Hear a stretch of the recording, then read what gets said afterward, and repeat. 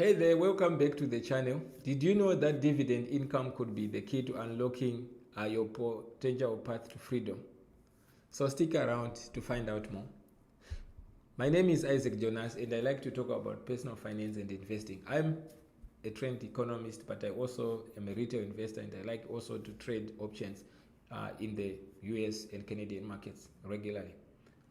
So let's face it, achieving financial freedom through traditional methods can be a real challenge. Saving alone may not be enough for you to reach your financial goals, especially with a period of low interest rates and market volatility. So many people then find themselves stuck in the cycle of paycheck to paycheck. For example, 53% of Canadians actually they are living paycheck to paycheck, and 25% of those they also have a lot of debt. And right across the border in the US, about 65% they are also living paycheck to paycheck, according to a study by CNBC that was released in April this year. So this is where dividend income comes in. By investing in dividend paying stocks or securities, you can create a reliable source of income for passive income, and what this means is it can potentially grow over time. But now imagine receiving regular payments, whether monthly or every 2-3 months, by simply owning shares for a company or ETFs or whatever security that offers dividend. So dividend income not only provides financial stability but also offers the potential for significant returns as your investment compounds. So this is not investment advice, but when I did a quick look out online and I've been checking out this information, I found quite interesting ETFs and also stocks that I will just share here, not as investment advice, but I just found it interesting. And I will discuss the other caveats or the potential shortcomings of those. There is some ETFs by a company called Hamilton Finance that is actually in Canada. They invest both in Canada and the US and also in Australia for the banking sector and other sectors there, but they write covered calls. So they have quite an array of their exchange traded funds that offer quite huge returns. For example, they've HMAX, I will put it on this so that you see HMAX Yield Maximizer. It offers 13% yield, and HLD it offers 13.09. You can see the list here, right? But the thing is, like, they pay out these dividends regularly, and they change depending on how the funds will be performing. But this could be something for some people who are at a point where they just want regular income, right? That could be, an option. But I've also explored other individual companies. There are companies like JP Morgan, which is very solid. I've done a video about JP Morgan. They offer very good dividend yield for individual stocks, like 2.33%, and they have a very solid balance sheet.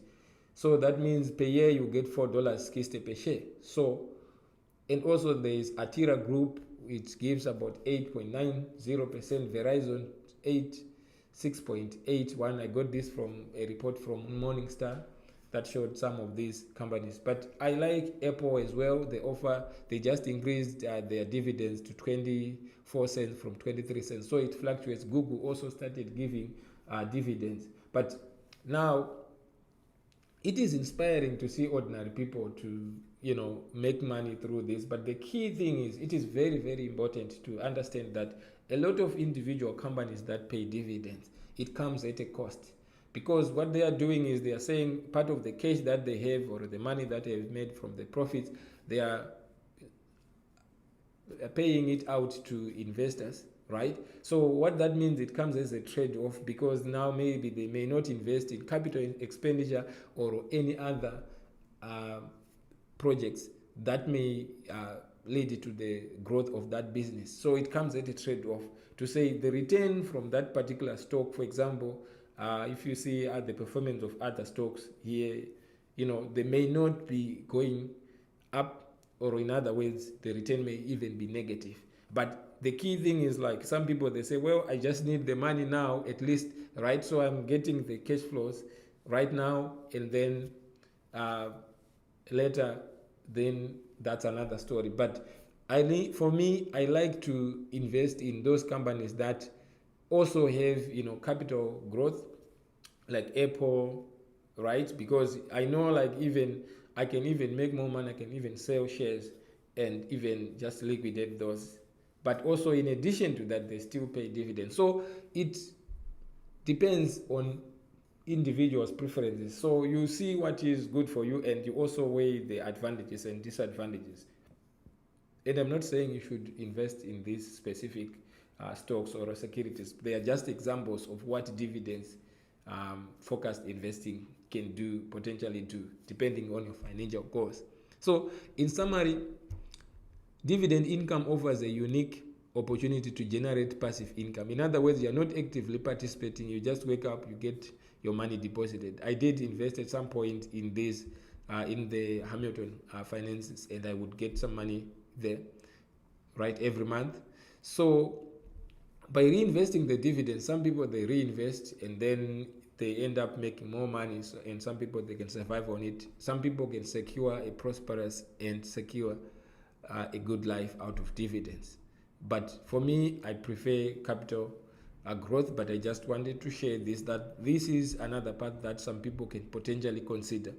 So for dividend focused companies, most cases, like I said, they have some of them, they don't have as much capital appreciation. So bear in mind that is another trade-off. But some people, they pay bills using this. So I encourage you to explore some of my videos that I've posted here for more content on personal finance and investing. And please don't forget to share your thoughts on dividend income on the comments and your journey to financial freedom. Just remember that it's a journey, so it's not just a single step. Thank you so much, and see you in the next video. Have a wonderful day. Thank you again.